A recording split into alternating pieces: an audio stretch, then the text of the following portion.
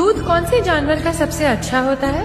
बेटी, दूध तो भैंस का ही सर्वोत्तम होता है। फिर तो आपको भैंसशाला चलानी चाहिए स्वामी जी। आप गौशाला चलाते हैं और दूध भैंस का सबसे अच्छा बता रहे हैं। वो इसलिए बेटी क्योंकि आपने दूध के विषय में पूछा है और दूध भैंस का ही उत्तम होता है। तो फिर गाय का दूध स्वामी जी?